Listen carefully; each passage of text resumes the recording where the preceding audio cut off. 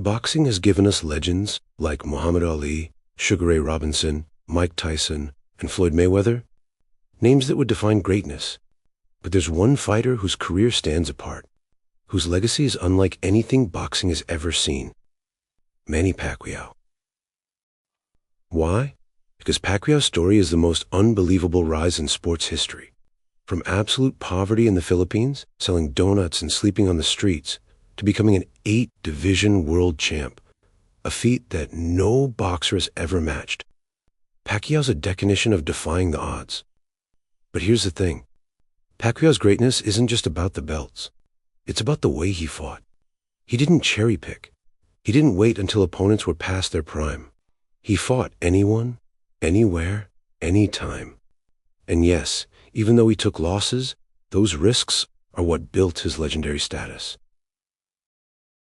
Meanwhile, Floyd Mayweather, his biggest rival, played it safe. Floyd waited until 2015 to finally fight Pacquiao, years after the fight should have happened. He fought Pacquiao when Manny was injured and at an age and condition that clearly wasn't at his peak. Many fans believe Mayweather ducked Pacquiao for years, and when they finally met, it was at Floyd's convenience, not Pacquiao's. And yet, even with losses, even with setbacks, Pacquiao kept proving himself. His resume? Wins over Oscar de la Hoya, Ricky Hatton, Miguel Cotto, Shane Mosley, Keith Thurman, rivalries with Juan Manuel Marquez and Eric Morales, fights across 4 decades. And to top it all off, in 2025, at 46 years old, Pacquiao came out of retirement and faced Mario Barrios, a young world champion. And even at that age, Pacquiao looked like he belonged. Some fans and analysts even argued he deserved to win that fight. So today we're asking the question, is Pacquiao the true GOAT of boxing? Let's break down his career, his accolades, and his impact, and by the end of the video, you tell me if there's really anyone who can match what he's done. Manny Pacquiao's story doesn't start in a boxing ring. It starts in poverty. Born in Cabawe, Bukidnon, in the Philippines, Pacquiao grew up in circumstances most of us can't even imagine. His family struggled to put food on the table. As a child, Pacquiao sold bread and worked odd jobs just to survive. He left school early, slept on gym floors, and often went hungry. But he carried one thing with him, the dream of becoming a boxer.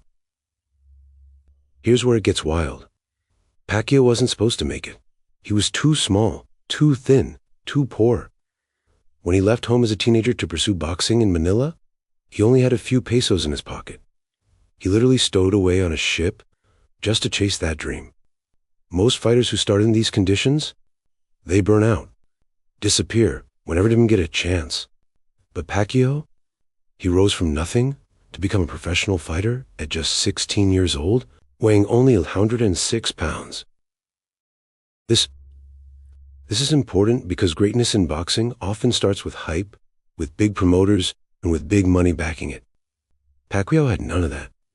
He fought his way up the hard way, building a reputation for his relentless southpaw style, his blinding hand speed, and his ability to overwhelm opponents with sheer aggression. He didn't just beat fighters, he broke them mentally. By the time he started fighting internationally, Pacquiao was already seen as a dangerous underdog.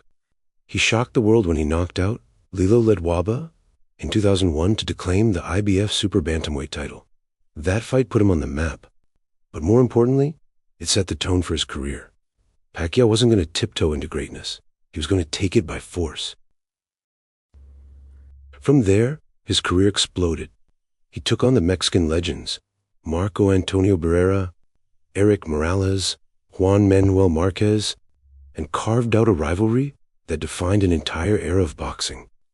But what stands out isn't just that he fought them. It's that he fought them all in their prime. Morales, Marquez, Barrera, these were killers at the top of their game, and Pacquiao jumped right into the fire. Think about it. How many fighters in boxing history willingly took that level of risk, fight after fight, without padding their record? Pacquiao's early career wasn't about protecting an undefeated streak like it is for everybody else, especially now. It wasn't about picking the right fight. It was about proving himself against the best and proving it over and over again. This is where the foundation of the GOAT debate starts. Because while other fighters carefully managed their resumes, Pacquiao built his legacy the hardest way possible, by fighting everyone. If Pacquiao's rise was inspiring, his prime was downright terrifying. This was the version of Pacquiao that turned casual fans into diehards and opponents into highlights. This is when he went from the underdog of the Philippines to the fighter who couldn't be stopped. The turning point came in 2008 against Oscar De La Hoya. At the time, De La Hoya was the golden boy of boxing, a six-division world champion, a global superstar. Everyone thought Pacquiao was biting off more than he can chew. He's moving up multiple weight classes to fight a much bigger man. Most experts predicted he'd get outclassed, maybe even hurt. Instead, what happened? Pacquiao absolutely dominated. De La Hoya didn't even make it out of his corner from the 9th round. Pacquiao's speed, footwork, and combinations made the bigger fighter look helpless. That night, Pacquiao became a superstar.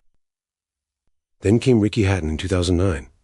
Hatton, known as the Hitman, undefeated at junior welterweight, a rugged British brawler who bullied opponents.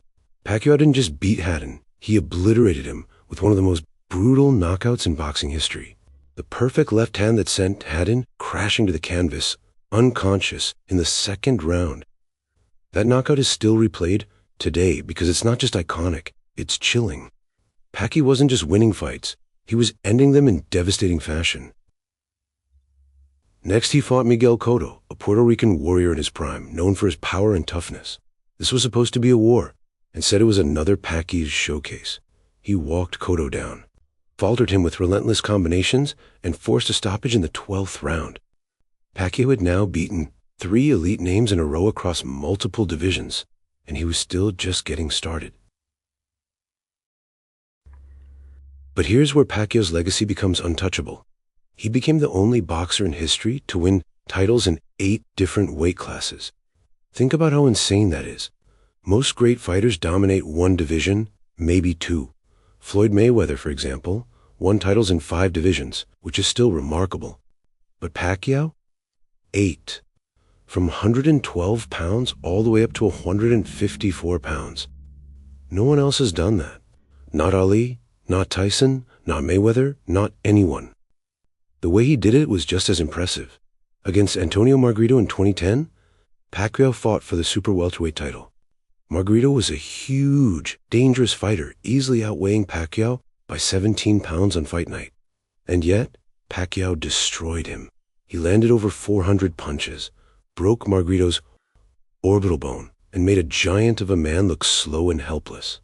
That fight symbolized Pacquiao's greatness, a smaller fighter taking on giants and beating them convincingly.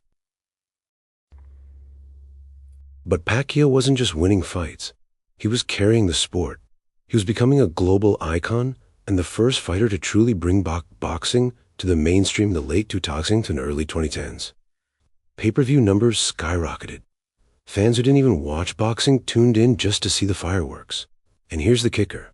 Pacquiao was doing it all while being a national hero in the Philippines, balancing a career in politics, music, and even acting, while still taking on the toughest fighters in the world. This is why people call Pacquiao's prime one of the most electrifying in boxing history. He wasn't just fighting legends, he was dismantling them. He wasn't just breaking records, he was setting ones that may never be touched. 8 divisions, Hall of Fame names left in his wake, and knockout highlights that will live forever. If greatness is about domination, entertainment, and legacy, then Pacquiao's prime checks every box. But even more importantly, it gave us the foundation for the biggest debate in boxing, Pacquiao versus Mayweather. And that's where things get heated. For years, boxing fans were split right down the middle. Who's the true pound-for-pound king, Manny Pacquiao or Floyd Mayweather? On one side, you had Mayweather, the undefeated defensive genius, a master of precision and control. On the other hand, you had Pacquiao, the relentless southpaw who climbed through 8 divisions, destroying legends and captivating fans with this all-action style. But here's where the debate gets ugly. The fight that fans wanted the most, Pacquiao versus Mayweather, didn't happen when it should have. Instead of clashing in their prime, when the stakes and the drama would have been at their absolute peak, the fight was delayed until 2015. By then, Pacquiao wasn't at his physical best, and Mayweather had the upper hand. Why the delay? Many argue, and with good reason, that Mayweather ducked Pacquiao during his prime. Must be honest, Pacquiao in 2009 or 2010 was a nightmare matchup for anyone. He had the speed, the power, the stamina, the momentum. He just steamrolled through Delaware, Haddon, and Cotto. He was on top of the boxing world. And whether had stepped into the ring then, he would have faced a version of Pacquiao that wasn't just dangerous, it was potentially unbeatable. Fans, it looked like Mayweather was carefully stalking, waiting for Pacquiao to slow down. And when the fight finally did happen, it wasn't the explosive showdown everyone imagined. It was a chess match. Mayweather boxed smart. Pacquiao was less aggressive than usual, and the result was a decision win for Mayweather. Mayweather's critics argue that he avoided certain fights at the time. He fought De La Hoya past his prime. He fought Canelo when Canelo was still young and inexperienced, and he fought Pacquiao years after Pacquiao's peak. That's not ducking in the literal sense, but it is timing. And in boxing, timing is everything. Contrast that with Pacquiao. When was the last time Pacquiao ever took an easy fight? Even late in his career at age 40, he was stepping in with young killers like Keith Thurman. And guess what? He beat Thurman. He didn't wait for the perfect conditions. He just fought whenever he wanted to. So here's the question that will stir up the debate in the comments. What defines greatness? Is it protecting a perfect record like Mihaly did? Or is it testing yourself against anyone, no matter the risk, like Pacquiao? Because if it's the latter, Pacquiao is a stronger case as the GOAT. And that's why the debate is still alive today. Mayweather may have the 0 in his loss column, but so does everyone in boxing. And Pacquiao was something even more rare, the people's respect. He's the fighter who took the risks, who entertained, who fought for a legacy and not just for numbers. So when people dismiss Pacquiao because of the Miwa they lost, they're missing the bigger picture. That fight was 5 years too late. If it had happened when the world truly wanted it, the story might have been very different. When people throw around the word legacy, in boxing they usually mean titles, rivalries, or a handful of iconic nights. But with Manny Pacquiao, it's so much bigger than that. His career isn't just a collection of fights. It's a resume so unprecedented that it might never be matched again. And it starts with one record that stands above all. Pacquiao is the only boxer in history to win world titles in 8 different weight divisions. Here's the part that sets Pacquiao apart, though. He didn't just win these belts by outpointing weaker champions. He dominated legends at those weights.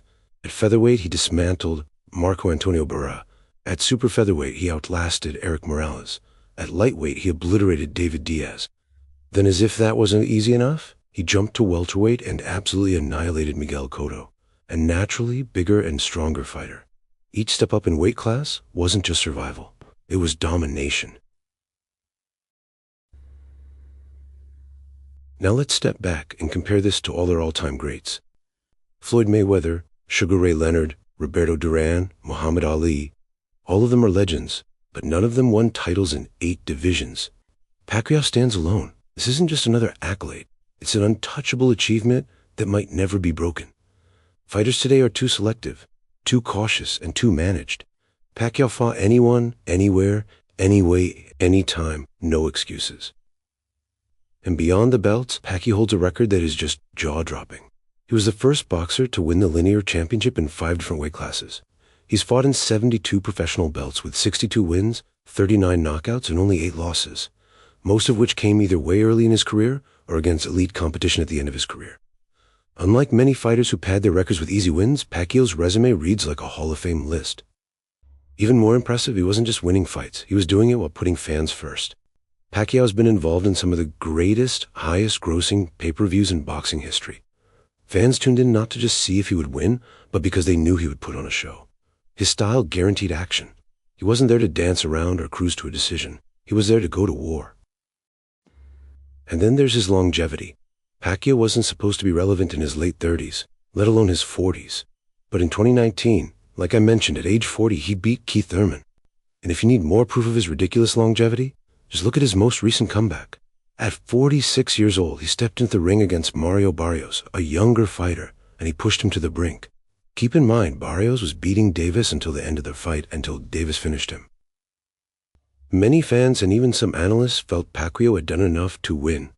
The fact that he could compete with a world champion nearly half a century old is something we'll never likely see again in boxing. So when people dismiss Pacquiao because of the handful of losses on his record, they're missing the point. Those losses don't erase his legacy. They enhance it, because each loss came from taking risks, fighting the best, and daring to be great. Undefeated records can be impressive, but what's more impressive is testing yourself against the toughest challenges again and again, and still coming out on top more often than not. Pacquiao's legacy isn't just numbers and titles, it's risk, it's courage, it's excitement, and it's a once-in-a-lifetime story. So when the debate comes up, Ali, Mayweather, Tyson, Leonard, Robinson, go ahead and put Manny Pacquiao in that conversation, because he belongs there. And honestly, you can make a strong case that he sits at the very top, the GOAT. Now I want to hear from you guys. Is Manny Pacquiao the GOAT, or do you think it's Mayweather, Ali, Tyson, or someone else entirely? Drop your thoughts in the comments below, because this is one debate that's never going away.